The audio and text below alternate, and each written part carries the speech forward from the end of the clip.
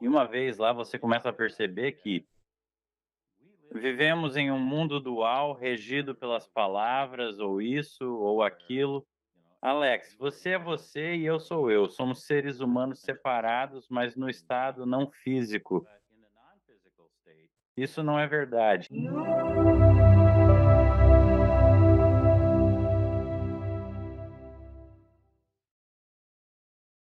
Gostaria de dar as boas-vindas ao programa ao Dr. Scott Taylor. Como vai, Dr. Taylor? Estou ótimo. Obrigado pelo convite, Alex. Estava ansioso por isso. Muito obrigado. Eu agradeço isso. Estou fascinado com o seu trabalho e com o que você vem fazendo há anos. E eu queria saber, minha primeira pergunta para você é a seguinte: como era a sua vida antes do trabalho que você está fazendo agora e dessas experiências espirituais que teve? Cresci no sul de Minnesota, numa família que poderia ser descrita como uma família à moda antiga. Foi lá. Papai ia trabalhar e mamãe ficava em casa cuidando dos filhos, né? E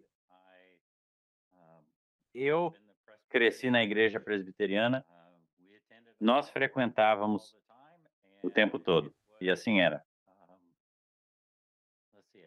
Vamos ver, eu cresci em Mankato, Minnesota, que fica no parte sul do estado. Para os ouvintes que viram o episódio de Os Pioneiros, Ah, eu assisti. estamos a cerca de 48 quilômetros a leste daqui. Representação fictícia de livro real. Aconteceu. A única diferença é na série de televisão. Nos créditos iniciais aparecem Michael Landon e família, e eles pegam a carroça e atravessam a pradaria. E, ao fundo, há montanhas. Bem, preciso dizer que o sul de Minnesota é cerca de 1.770 quilômetros de qualquer montanha. Então, essa parte foi um pouco. Mas parecia formigas, mas é bonito. É Hollywood, vamos lá. Então era isso. Uma calmaria. A ideia era que você respeitasse as normas sociais e as seguisse. E era isso. Eu tinha meu mundo todo planejado para mim. Eu ia entrar para um negócio da família e, pelo caminho, fiz faculdade e pós-graduação e fui escoteiro. E coisas que se encaixam em um certo um molde, um modelo específico de como crescer. E foi então que tudo mudou. Antes de falarmos sobre sua experiência, o que é uma experiência de quase morte compartilhada comparada a uma experiência de quase morte? Obrigado pela pergunta. Sim, experiência de morte compartilhada é um conceito novo. Originalmente cunhado há cerca de 10 anos, mais ou menos. O mesmo cara que cunhou experiências de quase morte, Raymond Moody, em seu livro Vida Após a Vida, de 1971, ele cunhou essa experiência, que também experiência de morte compartilhada. A diferença é que, numa experiência de quase morte, na maioria do tempo, as pessoas sofrem um trauma físico e é tão grave que o corpo morre, e como resultado, nosso corpo não físico se desprende do nosso corpo físico. Ele vive uma aventura no mundo não físico, e então o corpo físico é reanimado e o corpo não físico reentra naquela experiência. Agora com morte compartilhada. É semelhante, exceto que a pessoa que a vivencia, digamos, eu, não há trauma físico. Provavelmente estão sentados ao lado do leito com alguém que está em transição, ou estão dormindo ou em silêncio em casa. Então, nada acontece com a pessoa. E então, alguém por quem eles têm um grande afeto está fazendo sua passagem final. Na verdade, está passando por uma experiência de morte. Então, quando aquela pessoa Está deixando o seu corpo pela última vez, um convite é enviado para, diga eu. Então eu deixo meu corpo físico e acompanho a pessoa na transição deles. É uma experiência real de morte em que outra pessoa pode participar. Então é bem diferente em termos de isso é realmente a morte ou não é? E a resposta é sim, há realmente uma morte ocorrendo. E outra pessoa está lá presenciando, não só como testemunha, mas também participando. Pelo que entendi, na morte compartilhada, você só vai até um certo ponto da jornada, não passando pela experiência completa de quase morte. Essa afirmação está correta ou estou enganado? Você não passa por uma revisão da vida. Ah, não, Qual dessas coisas? não, não é verdade. Em uma morte compartilhada. Até onde você vai, convidado ou permitido? Você pode participar com eles em quase todas as etapas, exceto, claro, a última. Nesse caso, você também ficaria, mas não. No meu caso, sobre o qual falaremos daqui a pouco, ó, eram, sabe, apenas as partes iniciais de a experiência de transição. Mas conversei com pessoas que estiveram na reunião, que participaram de encontros com seres divinos e passaram por uma revisão de vida e acompanharam pessoas até o centro de cura e regeneração e o corredor de portas. Tudo disponível para quem tem experiências de quase morte, também está para quem compartilha experiências de morte. Mas, quanto ao seu ponto, geralmente são apenas os estágios iniciais. E é isso que você lê na maioria das vezes. Mas há outras pessoas que participaram de uma experiência completa, só que não são muitas. Então é como se você fosse ao aeroporto se despedir de alguém. Passa pelo portão, pela segurança e chega até o portão antes da pessoa embarcar no avião, mas geralmente é ali que o caminho termina. Você não tem passagem, não pagou pela passagem. Você se despede e então volta para casa, basicamente. Exatamente isso. Gosto dessa metáfora, continue com ela. Pode usar isso. Posso usar isso? Com certeza.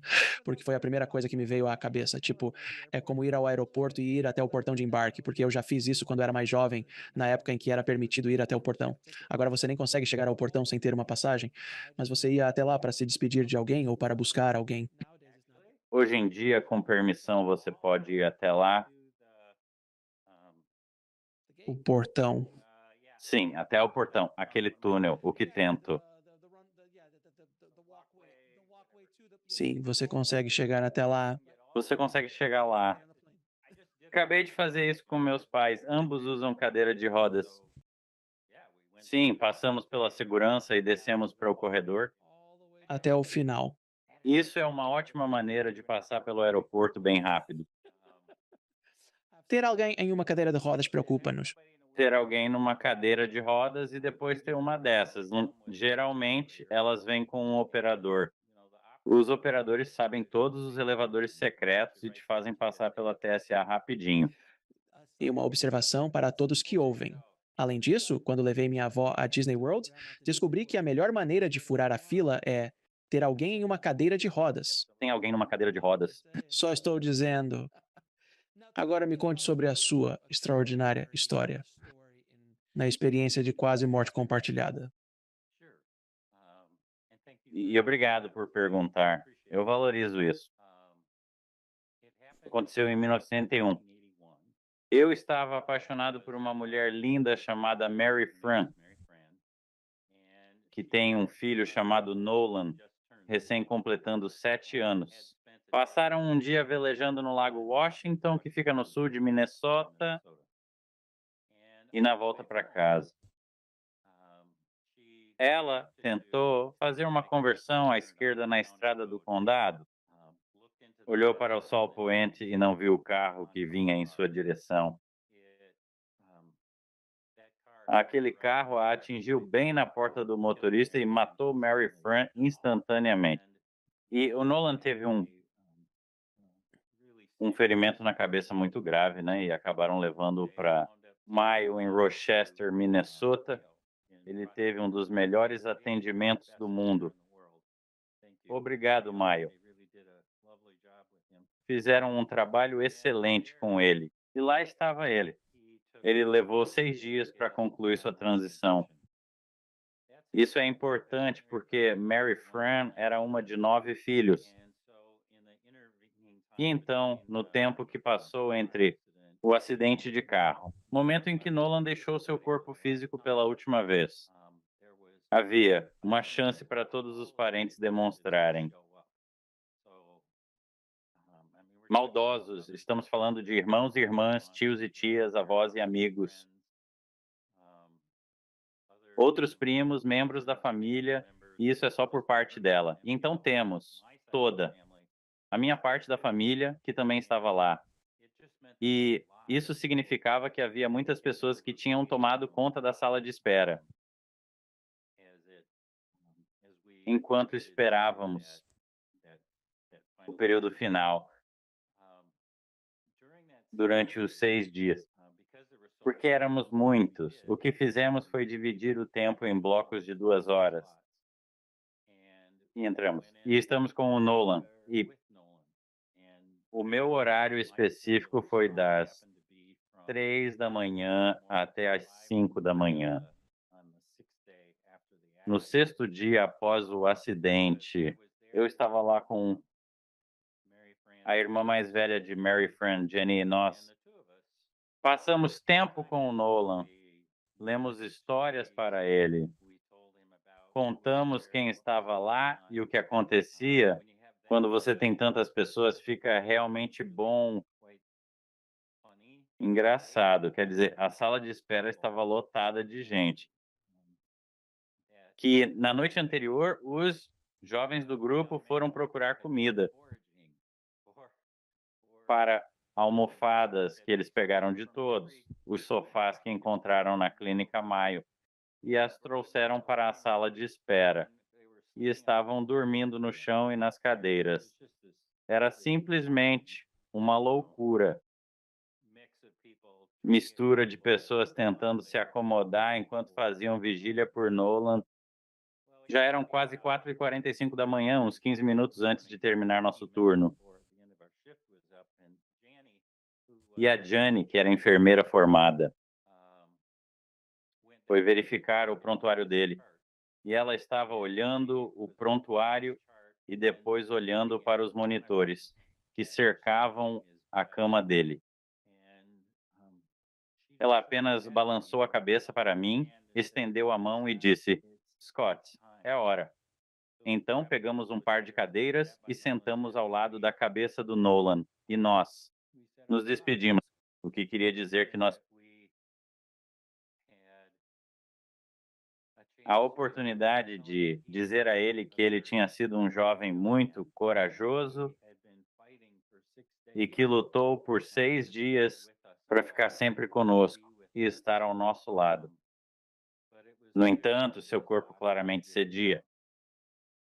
E assim, Jenny disse a ele que se sua mãe viesse buscá-lo, lembrasse, ela morreu 6 dias antes no local do acidente. Que se Mary Fran viesse buscá-lo, tudo bem ele ir com ela e que isso seria bom. E que ele não deveria se sentir culpado porque tinha sido um menino tão corajoso e persistente tentando ficar conosco. Mas se Mary Fran viesse, ele deve ir. Nós expressamos nosso amor um pelo outro e partimos por volta das 5 da manhã. Não se passou mais do que 45 minutos quando a enfermeira do andar entrou e acordou todos nós na sala de espera. E todas essas pessoas entraram em fila, quarto de hospital do Nolan. E isso é importante porque, por algum motivo, acabei ficando no final do grupo. Então, quando entrei, Já tinha umas 4 pessoas na minha frente, cercando a cama, já que éramos tantos.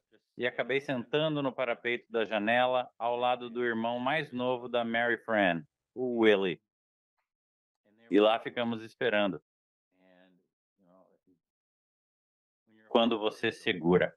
No caso específico de Nolan, o processo foi bastante tranquilo, de fato.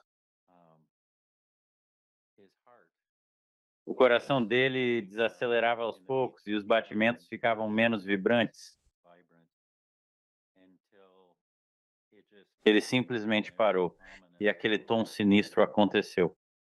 Quando Nolan teve uma parada cardíaca, testemunhei Mary Fran atravessando o véu para recolher Nolan de seu corpo físico. Eles tiveram um reencontro extraordinário, como o esperado entre mãe e filho. De alguma forma eu pude participar. Quer dizer, eu só estava no parapeito da janela, mas ainda assim eu estou lá e sinto a troca emocional entre os dois. E então, para minha surpresa, o que aconteceu foi que os dois olharam para mim e me abraçaram. E então nós três fomos em direção à luz. Uma vez na luz, era extraordinário. Alex, era este lugar requintado. Você percebe logo que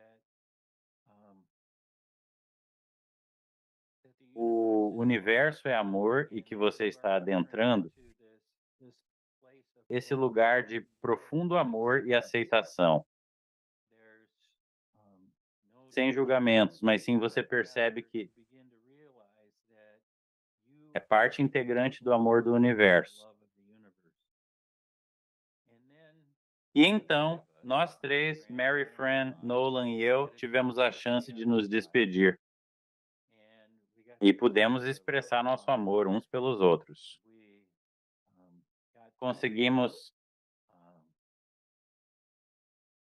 dizemos o quanto nos importávamos um com o outro. E então tivemos a chance de estar juntos neste lugar realmente extraordinário. E daí? Em algum momento, parecia que ele estava concluído. Os dois se viraram, saíram em direção à luz, me deixando para trás. Retornei ao meu corpo físico. Então essa é a parte A da história. Rapidinho, se eu puder interromper, o que aconteceu com o seu corpo nesse tempo? Óbvio que você não estava morto. Você estava meio que, tipo, em um estado meditativo. Claro. Então você estava nesse estado por causa das pessoas ao seu redor. Então não estava sozinho no quarto. Com certeza não estava só. Alguém olhou e pensou, tipo, ei, o que está rolando com o Scott? Essa é a parte B da história. Eu me antecipei. Obrigado pela deixa, foi ótimo. Então, o que aconteceu foi eu estava com a Mary, a Fran e o Nolan na luz. E ainda assim, no meu corpo físico, lembro que estou sentado na beirada da janela e bem ao meu lado está a maldade, nossos ombros se tocando. Eu também estou plenamente presente na sala. Então agora tenho essa consciência dividida entre Mary, Fran e Nolan e estou na sala. Naquela época eu não tinha uma palavra para isso. Demorou até encontrá-la. Eu chamo isso de bilocação, é a melhor palavra que encontro. Entendi. Eu tinha duas consciências distintas, né, separadas, ambas plenamente funcionais. E sei disso pois estou vivenciando esse espaço incrível, esse área de... Adoro isso. É a primeira vez que vejo isso quando a mãe do Nolan vai buscá-lo e quando estou na luz com eles. Ainda isso é como se o amor do universo estivesse dentro de mim e tentasse se libertar. E o meu rosto era essa expressão de alegria, de êxtase, de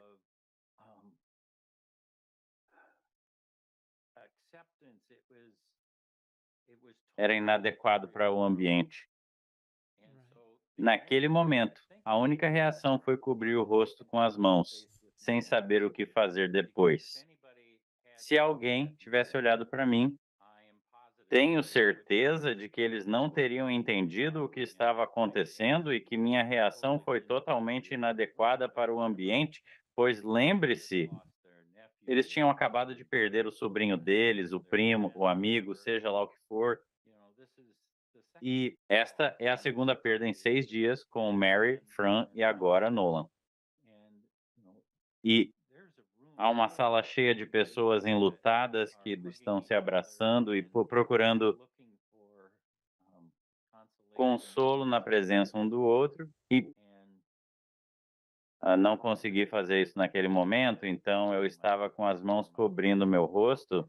E depois, quando o meu corpo não físico voltou ao meu corpo físico, eu pude recuperar a compostura, pude baixar as mãos e pude estar com os outros familiares enlutados na sala. Então, a resposta curta para sua pergunta é que eu estava totalmente presente na sala. Fascinante, pronto. Isso é bem fascinante porque muitos dos textos antigos falam desses yogis que conseguem fazer o que você acabou de explicar, ou seja, estar em dois lugares ao mesmo tempo, ter duas consciências simultaneamente. E é fascinante ver que você teve essa experiência, porque eu só tive o Dr. William Peters no programa antes, abordando experiências compartilhadas de quase morte.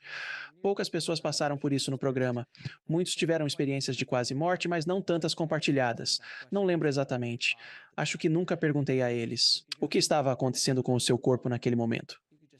Se estivesse sozinho, poderia simplesmente ficar lá e entrar em um estado meditativo, quase como uma experiência fora do corpo. Mas você tinha outras pessoas, estava ao lado de pessoas. Então, é fascinante o que aconteceu. Então, o trabalho de William Peters e o trabalho que realizei com experiências de quase morte e morte compartilhada. Sabemos algo sobre essa transição. Sabemos que precisa haver conexão de coração entre o indivíduo que terá uma experiência compartilhada de morte e a pessoa que está fazendo a transição. Neste caso, era, sabe, meio que observação à parte. Mary Fran era mãe solteira. O pai biológico havia negado qualquer conhecimento de suas ações e assim nunca presente na vida deles. Mary Fran optou por não contar ao Nolan quem era seu pai biológico. Quando eu apareci e estávamos desenvolvendo esse relacionamento bacana, Mary Fran e eu, e estou criando um vínculo com o Nolan, saiba que sou barriga de aluguel e, como resultado, temos uma conexão especial mesmo. E quando ele partiu do corpo físico, ele enviou aquele convite. Ele me convidou para acompanhá-lo. E não foi com palavras. Apenas aconteceu. Mas isso parece ser uma parte essencial. O que é necessário para uma experiência compartilhada de morte? Alguém tem que te convidar. Não é como se você simplesmente estivesse passando pelo corredor, passando pelo quarto, e de repente você fala: Ei, quer entrar? Bem, além disso, eu precisava estar receptivo e eu passei uns 45 minutos observando o monitor cardíaco e não tem muito o que fazer lá. Então você meio que medita, quase num estado meditativo. Você fica num estado meditativo, só observando o monitor cardíaco, se perguntando quando ele vai silenciar. E então, isso faz parte.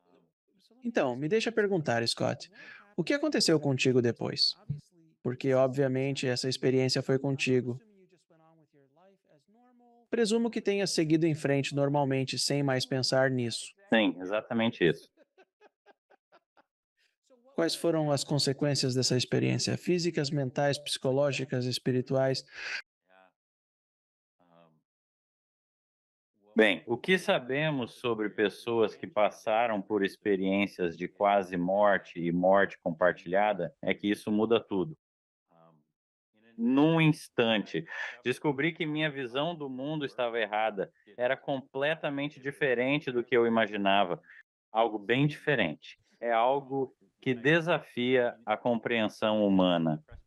A dualidade de sentimentos nos leva a refletir sobre a complexidade da existência e da fé. A capacidade de estar presente em diferentes situações simultaneamente é verdadeiramente fascinante. Pessoas que já fizeram a passagem, Mary, Fran e Nolan, que está fazendo a sua passagem, é simplesmente tão fora da minha realidade que eu realmente não sabia o que fazer com isso. E então, eu não contei para ninguém por uns 15 anos. Era apenas essa mudança tão intensa. Mas o que ocorreu? Eu sabia que se eu tivesse feito isso antes, eu poderia repetir.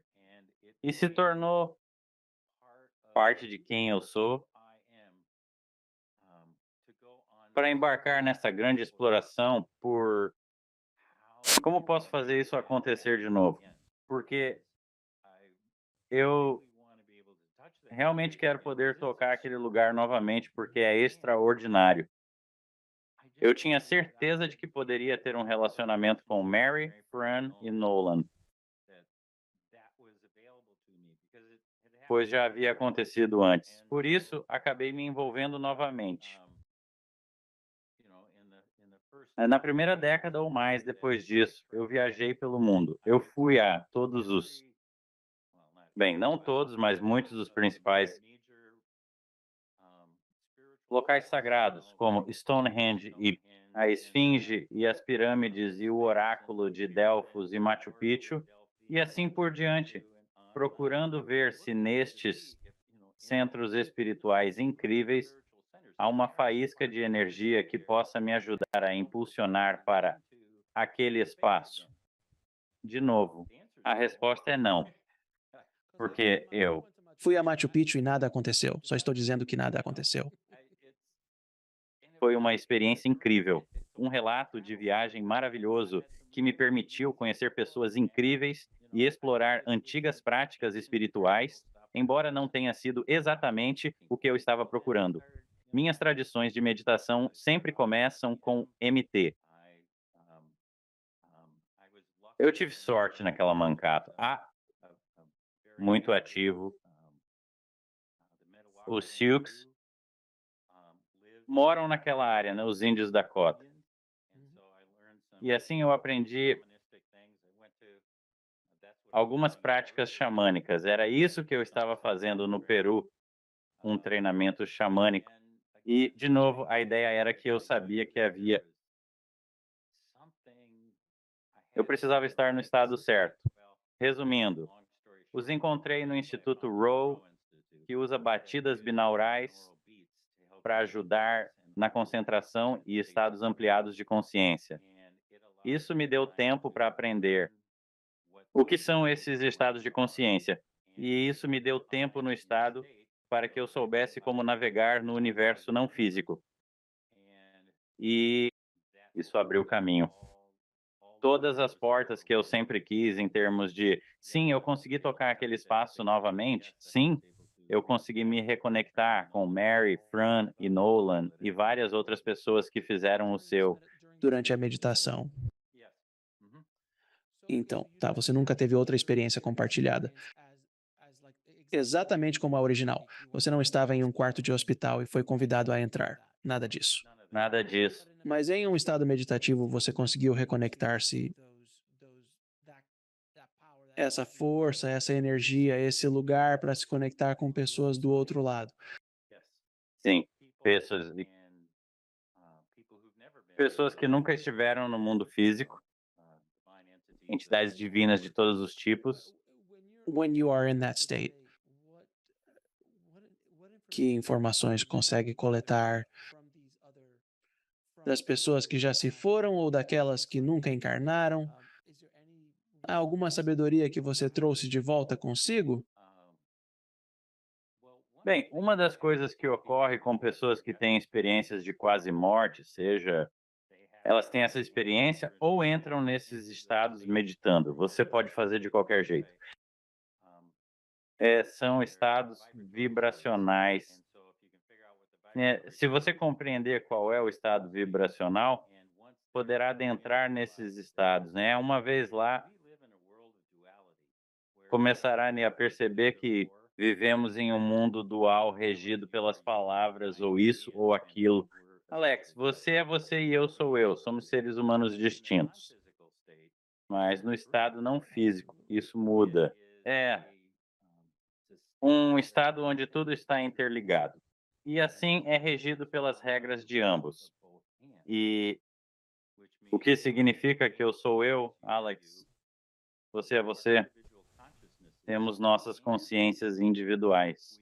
Somos parte de um todo, né? A consciência humana, o que implica que toda a informação desejada está disponível, pois tudo está interconectado. E assim,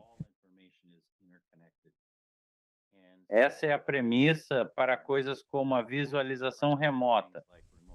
É como se pudéssemos estar aqui e ver o que está acontecendo a 1.600 quilômetros de distância, em outro planeta, ou em outra dimensão, ou em outra linha do tempo.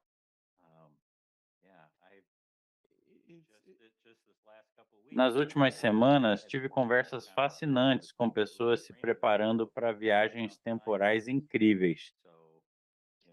Eles têm uma vida, eu tenho uma vida. Aqui é Scott Taylor.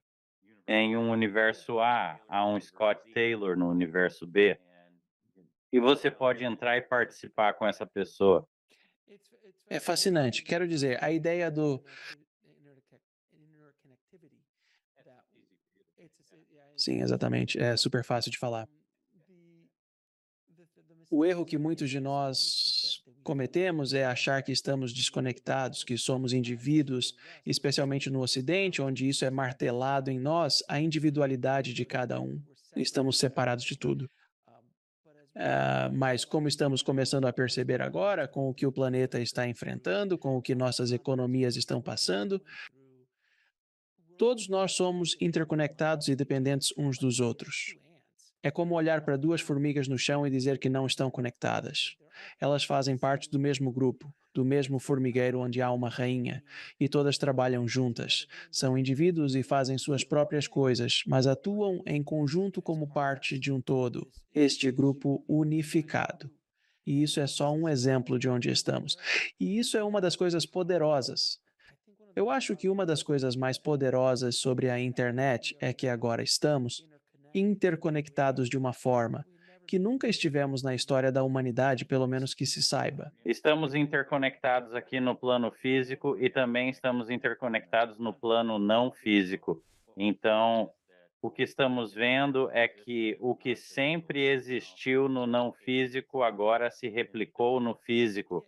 Sim, de forma rudimentar, mas conseguimos. Quero dizer, a internet, como conheço, crescendo. Tanto você quanto eu viemos de um lugar sem internet. Nós nascemos em uma época sem internet. Então, entendemos a diferença, mas quando a internet surgiu, era tosca, era bruta. Você precisava dos discos gratuitos da AOL para se conectar. Naquela época, era uma experiência brutal. E foi melhorando cada vez mais, mas vai ficar ainda mais avançada com o passar dos anos. Onde, Lembra quando 50K era 50K?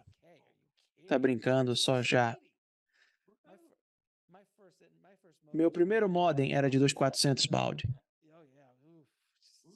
Tipo 36K, 50K. O que vai fazer com tanta velocidade? Desculpe, são só uns velhinhos falando do passado e das coisas ruins. Peço desculpas. Com todas essas experiências que você teve, qual é a maior lição ou sabedoria que você trouxe de volta, que moldou sua vida e é uma mensagem que você está transmitindo para o mundo? Gosto de pensar em nós como começando a entender que a consciência. A consciência amorosa é fundamental e causadora. Ela é o bloco de construção do universo. Tudo surge a partir da consciência. O tempo surge da consciência. Moléculas e átomos, eles surgem da consciência. E essa consciência amorosa, é o bloco fundamental do universo. E assim, aqueles de nós que escolheram vir para a terra da dualidade, viemos aqui porque nós queremos aprender mais sobre o amor e expandir nossa capacidade de amar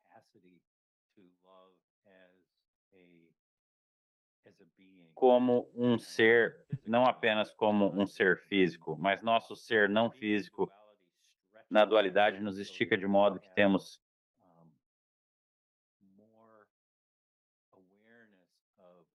consciência da nossa natureza amorosa, da natureza amorosa do universo e de como ser expressões desse amor aqui no mundo físico. E além disso, podemos mergulhar nisso a qualquer momento que desejarmos. O treinamento em meditação é uma excelente maneira de acessá-lo, mais agradável do que passar por um acidente de carro ou se afogar. Tem esse jeito também. Há opções. Podemos lidar com o trauma físico? Não precisa de lesão na cabeça, é isso que você está dizendo. Não é necessário trauma na cabeça. Após os estudos feitos com pessoas que tiveram experiências de quase morte, quais elementos comuns muitos compartilham?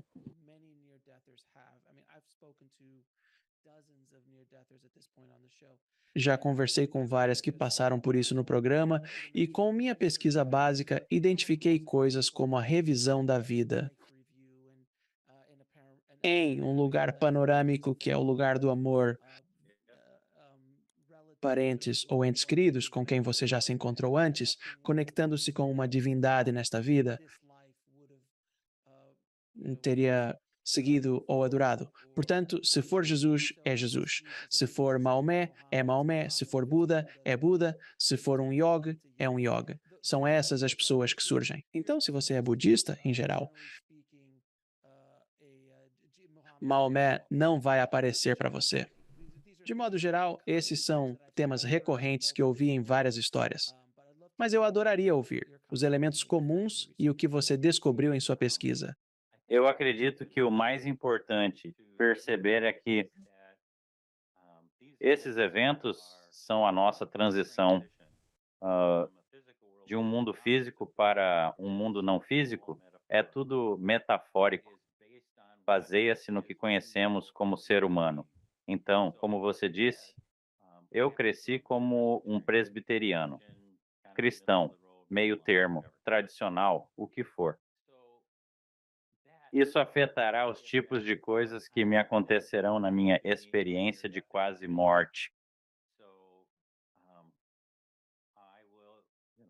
É provável que eu encontre pessoas conhecidas, meu querido amigo, e os meus avós, meus primos que já se foram, meus melhores amigos do ensino médio que já partiram, eles estarão disponíveis para mim. Por quê? É o que eu espero e é onde está a conexão do meu coração. Jesus Cristo apareceria? Seria uma coisa linda. Buda ou meu totem de urso apareceriam? Provavelmente não, porque eu não estou conectado a essas tradições. Ou passar pelos bardos hindus? Provavelmente não. Então, pensamos nisso como: quais são as metáforas em nossa mente em que nos permitirá adentrar esse espaço tão extraordinário Então, se estamos indo daqui para lá e conseguimos sentir a diferença entre estar no mundo físico e agora saindo para o mundo não físico e expandindo, claro, surge um túnel, porque parece um túnel escuro. Eu tinha esse cara que era caminhoneiro e sofreu um acidente. Quando ele deixou seu corpo físico, descreveu subindo por um escapamento para o céu. E claro que sim, porque ele é caminhoneiro. Caminhoneiros têm escapamentos. Eu adoro isso. Enfim, então é isso. Lá, geralmente, pessoas, quando vocês deixam o corpo físico, geralmente há alguém lá que é um guia. Alguém que vocês conhecem e amam. É o papel deles te conduzir em direção à luz. Você tem a opção de atravessar um túnel, seja de forma rápida ou devagar. Recomendo que vá devagar, pois o túnel é simplesmente incrível, repleto de coisas fascinantes para descobrir. E então, quando você entrar na luz, há uma reunião da sua família e amigos, e você pode planejar isso para si mesmo com antecedência. E então, há um momento em que um ser divino aparece e você tem a oportunidade de interagir com um ser divino, alguém que nunca teve uma existência física antes. Eles têm outra missão e a missão deles é começar a fazer com que você perceba novamente quão interligados somos. E assim você se funde com esse ser divino e percebe. Não há mais diferença. Você é você. Há o outro, o ser divino. Mas então há essa fusão. E o ser divino tem a capacidade de simplesmente amar cada parte de você. Se houver escuridão na alma, a luz divina presente faz com que ela desapareça. E de tudo em você é amado. Bom, ruim, feio, essas distinções desaparecem. Todo você é amado. E então há uma revisão da vida. E a revisão da vida é um evento extraordinário. Temos 1 ou 2 segundos? Claro, pode falar. É isso que as pessoas não compreendem muito bem. Normalmente, revisões de vida ocorrem de 3 perspectivas distintas. Você é você, assim pode reviver sua vida, exatamente como ocorreu com seus pensamentos e sensações. Desculpe interromper você, mas pelo que entendi, tudo de uma vez. Não como em uma linha do tempo, como se acontecesse. Tudo de uma vez, o que é difícil para nós entendermos aqui neste lugar. Mas você consegue ver tudo, cada momento, cada segundo da sua vida. E não apenas ver tudo de uma vez, mas sentir tudo de uma vez. Está correto? Sinta tudo de uma vez, assim entenderá suas motivações de uma só vez. Eu sei que pode parecer estranho, mas é possível desacelerar e acelerar. Lembro de um cara que me contou sobre quando revisou sua vida. Ele cortava a grama de seu jardim da frente em um ponto específico. E ele escolheu desacelerar de tal forma que conseguia contar todos os mosquitos voando ao seu redor. E era como se, seja lá qual for a alta definição que temos agora, 1080, fossem milhares e milhares, 80 mil Ks, muitos Ks, todos esses Ks. Então, tem essa capacidade.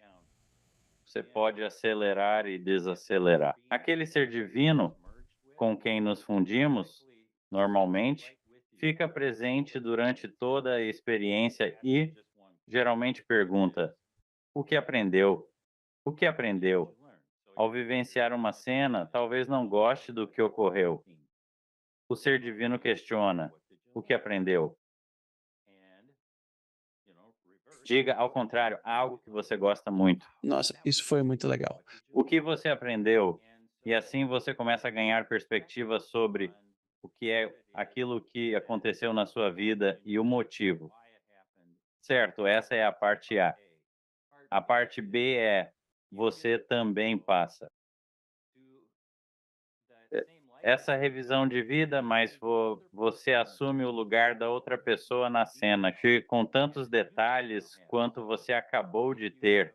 Se você tem um melhor amigo, passa a ser ele naquela cena, entendendo seus pensamentos, visão de mundo e motivações. Então você tem ambos. Você é 100% você e é 100% o outro. Aqui está essa coisa da bilocação. Mas então há a terceira perspectiva, que é a onisciente, a perspectiva de Deus, se preferir. E a partir desta, o que você começa a perceber é que você está tendo alguma interação. Suponha que esteja. Você está no caixa do supermercado e as coisas não estão indo bem. Tem essa moça jovem lá, né, é o primeiro dia dela, e o caixa não está funcionando, e você está sendo grosseiro, você não está sendo a sua melhor versão. Bem, ao observar de uma perspectiva onisciente, o que você começa a perceber é como aquela cena se desenrolou para você, seus amigos e comunidade, como se espalhou pelo mundo e, por fim, como isso afetou aquela jovem mulher. A amiga dela, ela foi para casa, gritou com o namorado, que foi para casa e chutou o gato. Exato, assim percebemos como nossas atitudes, ações e palavras se desdobram em um contexto mais amplo. Bom e ruim. Bom e ruim, exatamente. Agora a parte incrível. E é que esse ser divino está lá para te ajudar durante a revisão da vida. Isso vale o preço do ingresso para quem está ouvindo este programa. Aqui está o seu. Carta para sair da prisão sem custo. Você pode falar com seu ser divino e dizer: e se aquela cena com a caixa no seu primeiro dia de trabalho? E se eu tivesse agido de forma diferente? O que teria acontecido? Então você tem a chance de reviver. E desta vez eu posso ser, tipo, relaxa com a caixa registradora. Vá com calma, devagar. Não faz diferença se eu ficar aqui por um tempinho. É importante que você aprenda como fazer isso. E, sinceramente, todos nós já tivemos um primeiro dia de trabalho. Então, não se preocupe comigo. Fique tranquilo e divirta-se aprendendo a usar essa caixa registradora. Então é como uma segunda tentativa, como uma nova chance. Toma dois. Você está filmando, mas agora é tipo, ok, vamos refazer, mas seja gentil com a moça do caixa. Isso mesmo. Agora vem a parte legal. É uma liberação instantânea de karma. Porque é aquela experiência em que agora sou o cara legal em vez de um idiota, que faz parte da experiência humana, né? Também Scott é um cara legal. Então, agora existe outra linha do tempo, outra experiência que foi inserida no nosso coletivo humano. E a oportunidade para ampliar o que aprendemos no mundo físico ao ter essas revisões durante nossa retrospectiva de vida. É muito curativo. Não só você consegue, tá bom? Então você tem uma nova chance. E se eu fizesse assim, ó, você tem 3, 4, 5 novas chances, tanto faz. Você pode experimentar e veja como a expressão do seu eu autêntico afetaria aquela troca específica e depois como isso se desdobraria no mundo físico. Então, é uma coisa bastante extraordinária. É uma situação lamentável. Não é algo comum em experiências de quase morte devido a isso. Bem, é traumático. De repente, você é lançado para fora do seu corpo físico por causa de um acidente. Você é mergulhado em um mundo inesperado, com regras diferentes para movimento e aprendizado, e algumas oportunidades simplesmente. Você não sabe aproveitar essas oportunidades, certo? Mas agora pode. É para isso que aquele ser divino está ali.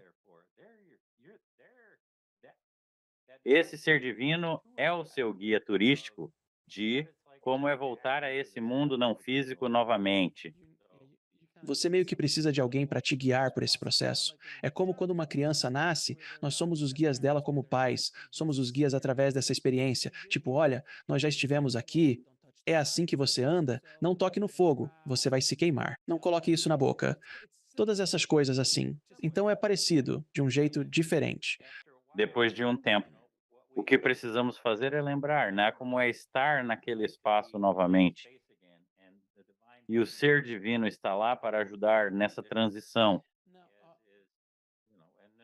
E tem muitos, tem o círculo do eu, tem isso. Círculo de amigos, tem o centro de cura e regeneração, Qual é a cura? Nunca ouvi falar disso. certo? Muitas vezes há um centro de recepção. Então, você sobe e há uma pessoa amável que diz: Oi, bem-vindo ao pós-vida. E o que gostaríamos que você fizesse é, primeiramente, vamos fazer seu check-in e depois vamos colocá-lo em um quarto onde você terá a chance de relaxar e se livrar de todo o lixo que acumulou estando no mundo físico. Em especial, digamos que alguém tenha passado por uma amputação e eles passaram a vida inteira sem o braço direito.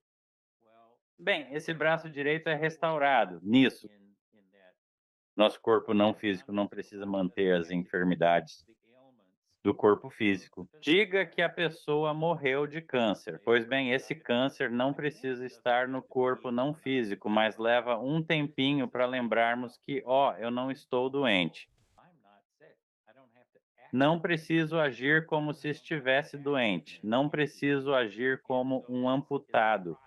E então é um processo de recordação e elevação. Nossa frequência vibratória no universo não físico para participarmos plenamente. Você já viu o filme Defendendo Sua Vida? Eu uso esse filme o tempo todo. É genial. E na maioria das vezes, sei que vou ficar lá protegendo sua vida, certo?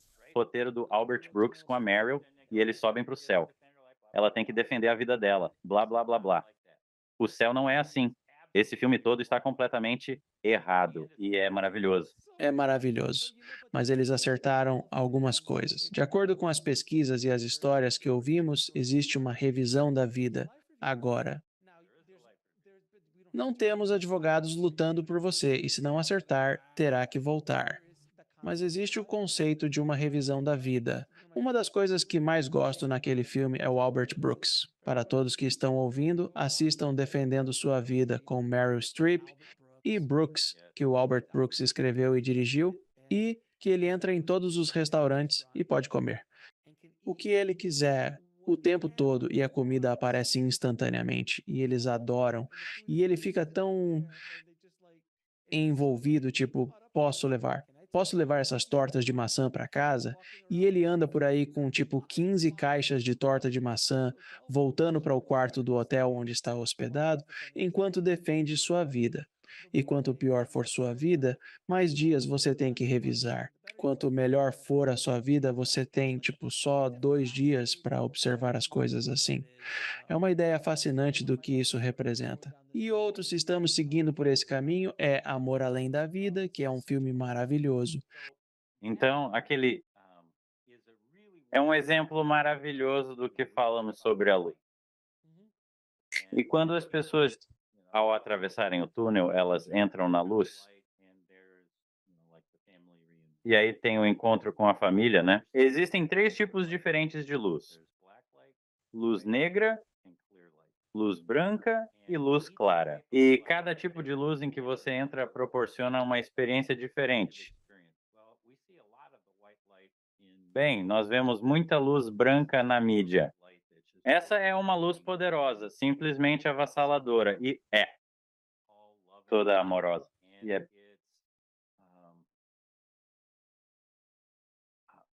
uma das coisas legais que eu aprendi com alguém é que você se torna parte da luz. Então você se integra a ela, se for esperto. Você olhará para trás e verá que não há sombra porque essa luz está emanando de uma fonte, mas você faz parte da luz de qualquer forma, então é luz branca. Vemos muito disso. Harry Potter passou por isso, teve uma experiência de luz branca. É isso. Luz negra, por outro lado, é esse lugar de potencial infinito. É o que o universo era antes da matéria ser criada. E se você é uma pessoa do Antigo Testamento, Gênesis 2 fala sobre como no princípio havia a palavra e a palavra estava no vazio, e assim se revela o vazio. É aqui que tudo surge, em no seu potencial. Não há tempo, não há espaço. É apenas o universo em seu estado primordial. É incrivelmente maravilhoso. Pessoas que conheci com experiências de luz negra, quase sem exceção, eles cruzam os braços assim e começam a balançar e falam sobre como a luz negra os envolveu e como os amou e como isso foi. Eles dizem que isso é o útero de Deus. Não é lindo? Isso é maravilhoso. Isso é o útero de Deus. Então é uma experiência de luz negra. Uma experiência de luz clara. Foi o que vivi. E é aí que você está em um ambiente físico e de repente começa a perceber que tudo é feito de luz. Então, este microfone é feito de luz. Todos aqueles livros ao fundo, meus CDs são feitos de luz. Nós todos somos feitos de luz. Então, voltando ao original. Quais sonhos surgem quando Robin Williams entra no céu pela primeira vez? Ele entra em um mundo com todas essas cores e todas essas cores emanam sua própria luz. E ele está entrando nesse mundo, adentrando o mundo da cor e da luz. E é assim que é ter uma experiência de luz clara. Então, é uma das descrições mais refinadas, não verbal, mas usando imagens. É uma das imagens mais marcantes que já vi do que é uma experiência de luz clara, ele adentrando aquele espaço. Obrigado por mencionar isso. Sim, é uma das minhas favoritas. Mesmo antes de tudo isso, quando ela surgiu pela primeira vez, sou um grande fã do Robin Williams e tive o prazer de conhecê-lo antes de ele falecer. E ele era simplesmente extraordinário. Sim, foi alguns meses antes dele partir. Foi um período incrível, energia incrível que eu sentia dele e ele era notável. Conheço muitas pessoas que trabalharam com ele ao longo dos anos e me contam histórias maravilhosas, né, sobre o Robin, e é tão trágico o que aconteceu com o Robin, mas então aquele filme se torna ainda mais marcante depois do fato. Mas quando aquele filme foi lançado, acho que foi em 90, em meados dos anos 90, quando aquele filme saiu, eu ainda era meio cabeça dura nos meus 20 anos, estava na casa dos 20 nos anos 90, bem cabeça dura. Aquele filme conseguiu romper minha teimosia e me tocou de uma maneira que poucos filmes conseguiram naquela época, naqueles anos. Um Sonho de Liberdade é outro que também realmente se destaca, bem assim, e você consegue estabelecer paralelos entre um sonho de liberdade e uma experiência de quase morte, onde se atravessa um túnel escuro em direção à luz. Com toda a pesquisa que realizou ao longo dos anos, já se deparou com relatos de experiências de quase morte perturbadoras? Pois até o momento eu ainda não encontrei nenhuma. Eu já ouvi sim, não muitas na literatura. Eles a chamam de experiências menos positivas. Muito. Bom, Mas aqui vai algo realmente interessante. Estávamos falando sobre William Peters e seu pesquisa sobre experiências de quase morte compartilhadas. Lembre-se de que ocorrem com pessoas vivas. Elas morrem, têm a experiência e retornam ao corpo físico. Não é uma experiência de morte real. Isso é algo realmente parecido, mas não é a mesma coisa. Experiências compartilhadas de quase morte. No entanto, alguém está de fato fazendo sua transição. Então, estamos testemunhando e vivenciando uma transição real. No seu livro, A Entrada do Paraíso, que é onde está no final, 800 pessoas, 100% das pessoas tiveram uma experiência benevolente, foram para um além benevolente. Então, essa experiência menos positiva durante uma EQM, estou começando a mudar um pouco minhas crenças para dizer, não é que tem a ver com voltando ao físico. E essa experiência menos positiva deve ter algum tipo de influência se está acontecendo comigo. Tudo bem, vou me recuperar e viver mais a vida aqui no mundo da dualidade. Mas essa experiência menos positiva tem um significado para mim de alguma forma. Está me ensinando algo. Então há uma lição envolvida nisso.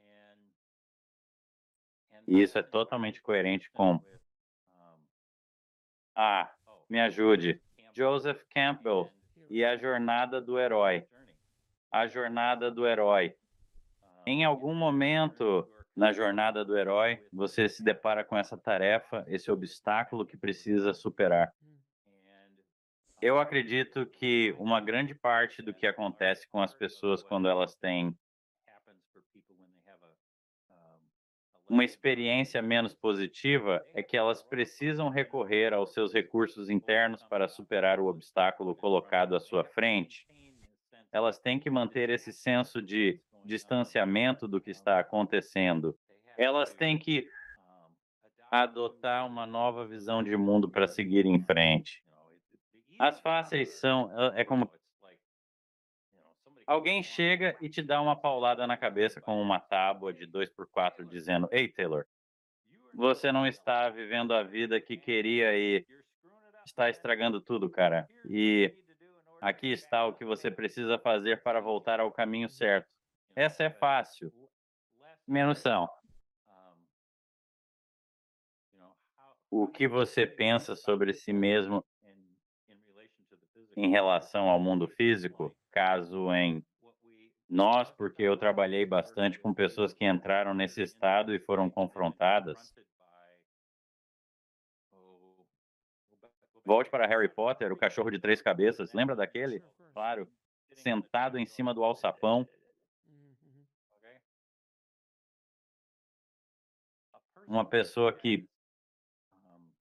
tem domínio naquele mundo se afastaria daquela cena, em vez de ficar aterrorizado. Um cão monstruoso de 3 cabeças.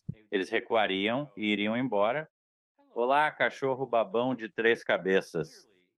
Claramente você quer chamar minha atenção. O que você quer me dizer para que eu possa seguir em frente?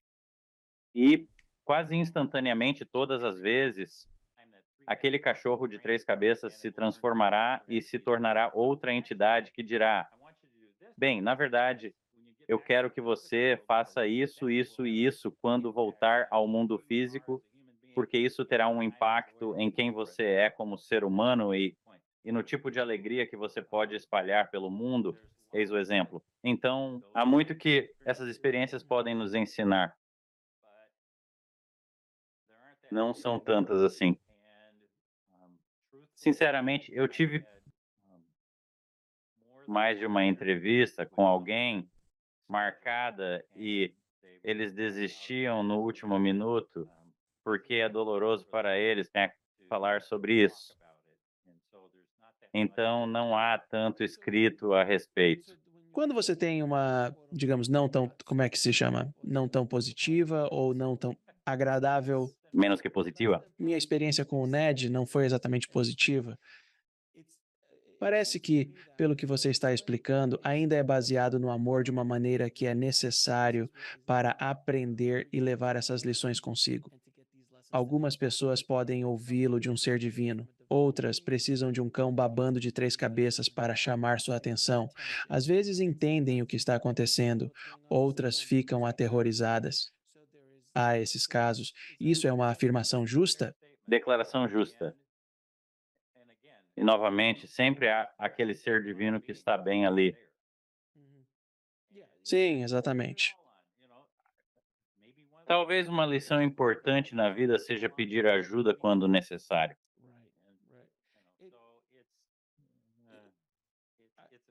Torna-se uma resposta complicada.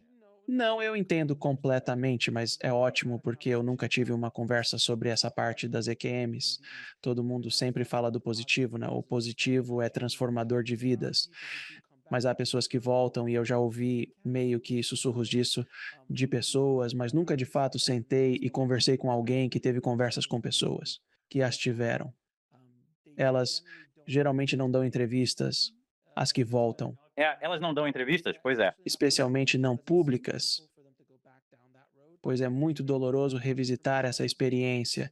Assim, há pouca informação sobre experiências negativas de quase morte na literatura. Você está correto? Acredito que, assim como na vida, as situações negativas nos ensinam, mesmo que não percebamos naquele momento, o que não importa realmente. E se seus telespectadores estiverem interessados, Nancy Evans Bush escreveu 3 livros sobre experiências menos positivas. Ela é a única que conheço com pesquisas significativas nessa área. Ela teve uma, e assim conseguiu convencer outros a compartilharem suas histórias. E seus livros são lindos, escritos de forma belíssima e perspicácia sobre. O que mais isso poderia significar? Com certeza vou tentar contatá-la para trazê-la ao programa e ter uma conversa aprofundada sobre esse assunto. Agora farei algumas perguntas. A todos os convidados, pergunto: qual é sua definição de viver bem? Então, quando você diz, bom, o que eu ouço não é moralista. Isso pode ser considerado um critério relevante. Entendi. Você está vivendo de acordo com os valores morais da sua comunidade? Certo. Minha resposta é mais ou menos assim: não é isso, não é isso, não é por aí. Quando você menciona uma boa vida, o que eu entendo é: você está vivendo autenticamente, está sendo a expressão mais verdadeira de si mesmo, você está perseguindo tipos de experiências pelas quais você se inscreveu ao chegar neste mundo?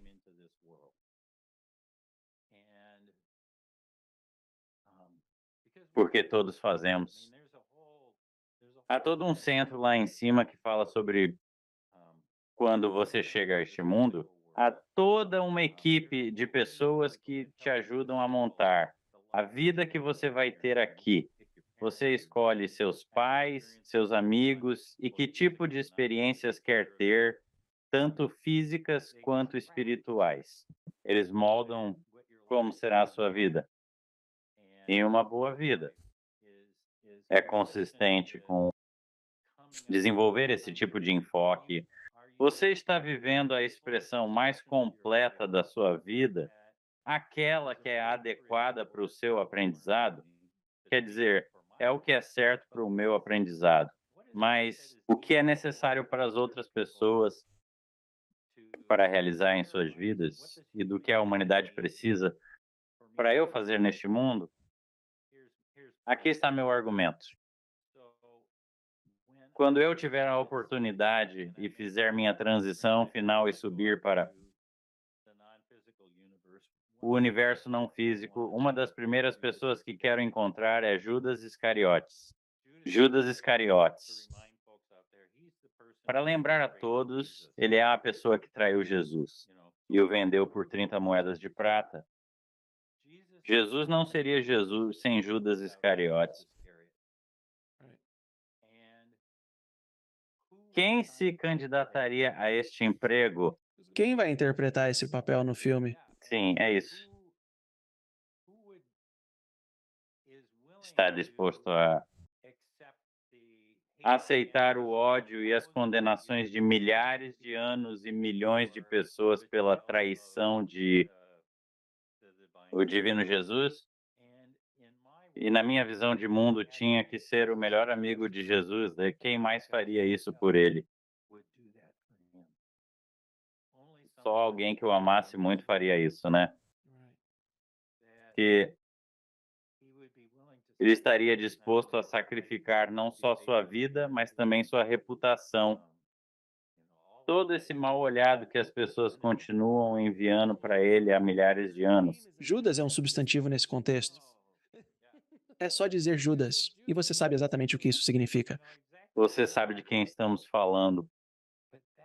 Mas essa era a sua vocação, era a expressão mais completa de si mesmo, desempenhar aquele papel para que os dois juntos pudessem fazer a vida de Jesus, papel central e para onde tinha que ir. Então, quando você me perguntou o que é uma vida boa, eu acho que tem a ver com quem você é. Você está vivendo sua verdadeira essência e está vivendo essa expressão de fisicalidade de uma forma que te dá toda a experiência necessária para avançar. E Judas praticamente eliminou esse nome. Não é um dos nomes mais populares na lista de bebês. Nem tanto. Ainda não encontrei um Judas. Pessoalmente, não sei quanto a você, nunca me deparei com um. Não, ele praticamente acabou com esse nome. Já ouvi falar de pais que querem nomear os filhos de Judas. E o juiz diz: não, inaceitável. Escolha outro. Não permitiremos isso acontecer. Qual é a sua missão nesta vida? Minha missão nesta vida é amar, tornar-me uma expressão ainda maior do que possível.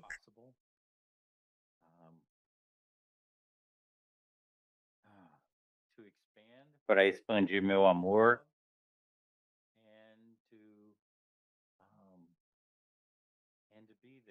e estar lá para aqueles que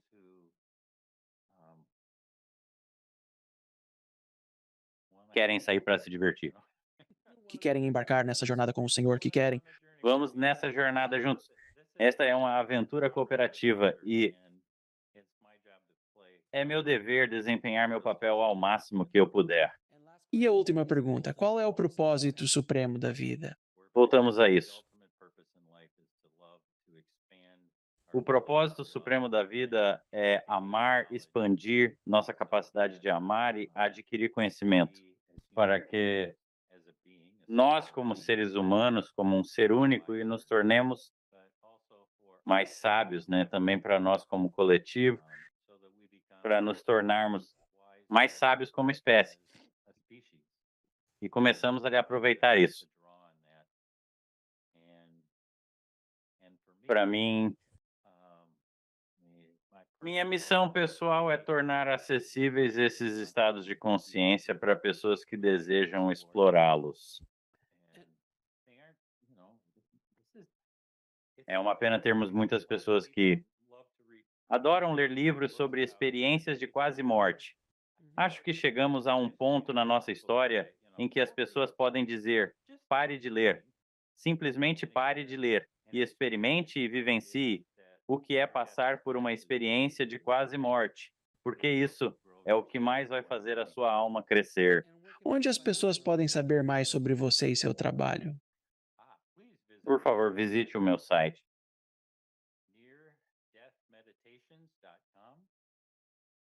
neardeathmeditations.com e tem um monte de coisas sobre mim. Nas aulas que dou, levo as pessoas aos mesmos lugares dos vivenciadores de experiências de quase morte. Se não quiser fazer um curso, pode comprar.